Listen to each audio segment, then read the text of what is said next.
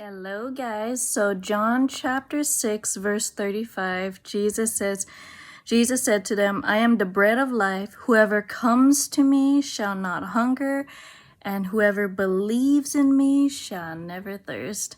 And so there's a lot of spiritually hungry and thirsty Christians out there, and the world is attacking them by drawing them to eat the things of the world. And the reason why is because the word Jesus uses is present tense. It is a comes to me and a believes in me. So it is a constant coming. It is a constant believing. It's not just a one-time thing where you come to him once or believe in him once and then you are fed and full for your entire Christian life. No, it is a constant everyday coming, a constant everyday believing day after day. And it is a constant coming to the cross in the same brokenness and humility that you came the first day you were saved. So it's a daily breaking. It's a daily falling to your knees. It's a daily brokenness, a gentle and lowly heart. It's a daily of giving up your life at his feet.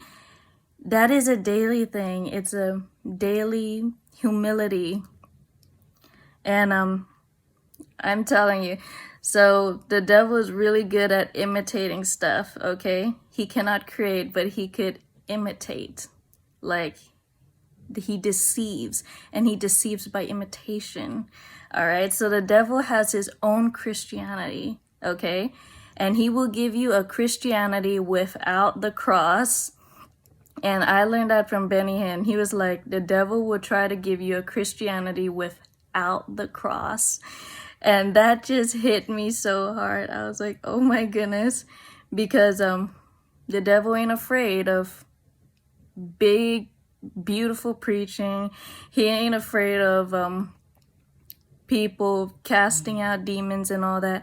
What he's afraid of is a Christian at Jesus' feet, broken and in the same humility that they had when they first met Jesus at the cross. So it's like first love. Oh my goodness, so beautiful. It's a first love thing. It's so wonderful. So I'm gonna say it again. John chapter 6 verse 35.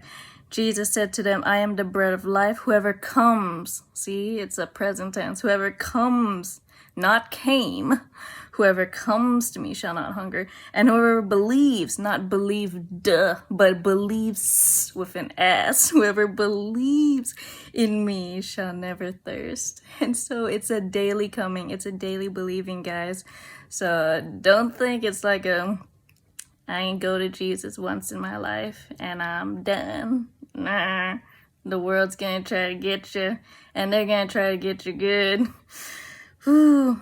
And Jesus did say the love of many will grow cold. So keep your lamps filled, guys. And the only way to get your lamps filled is to go to Jesus, who is the high priest. And he's the one who keeps your lamps filled so that your fire will always be lit. So be a wise virgin, okay?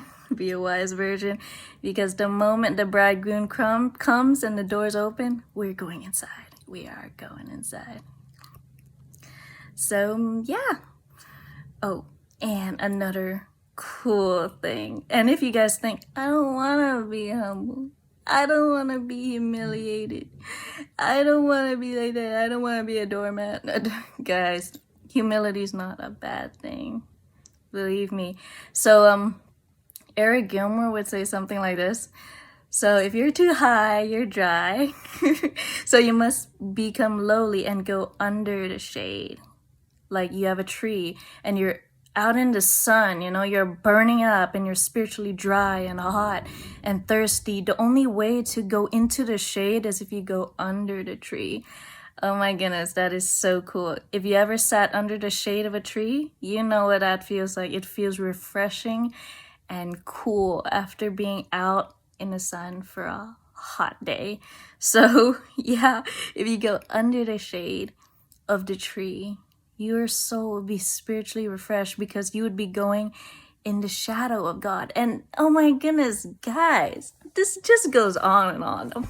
This was supposed to be a short video, but if you go under the shade, the shadow, not only will you not only be fed and your thirst will be quenched and you would be under the refreshing shadow of God, you would get Psalm 91, the protection, the umbrella of Psalm 91, because it says those who live in the shelter, the shadow of the Most High. And yeah, they will receive the entire Psalm 91. So yeah, Psalm 91 comes with like, it comes with its requirements, you know. The only way to receive all the benefits of Psalm 91 is if you constantly make the Lord your refuge, your only shelter, and you remain. Those who dwell in the shelter of the Most High will abide in the shadow of the Almighty. That you have to have the first 2 verses before you have the rest of the whole psalm, okay?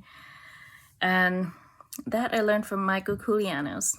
And what else? Oh, best part, guys. So Jesus says, learn from me, for I'm gentle and lowly, humble in heart. And so like, you wonder, why would he say that? Because so God dwells in the highest of heavens, right? He dwells in a place unreachable, highest of heavens. So he doesn't just dwell in the heavens, he dwells in the highest of heavens. Like, wow, that is high up there, guys. That's why he's called the Most High God. He's great. He's exalted high, guys. No one could reach that unapproachable light. But he also dwells with the lowliest. So what does that mean? That means if you're in a constant state of brokenness, humility, and what else? Gentle and lowly heart. If you're in that constant state of first love at the feet of Jesus, at the foot of the cross, oh my goodness, do you know what that means? Do you know what that means? That means God dwells with you. Oh, so not only does he dwell in the highest of heavens, but he also dwells with the lowliest, okay? And that'll be you. Oh my goodness. That freaks out the devil, okay? Because he's not afraid of you. He's afraid of the God who is dwelling in you. So just a reminder, guys. Brokenness, humility, gentle and lowly heart, that tender, that raw heart, that's always open to Jesus.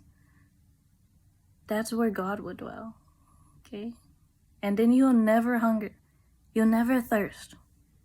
You'll never be hot and dry again. So, hope this helps, guys. See y'all later. Bye-bye. God bless you all.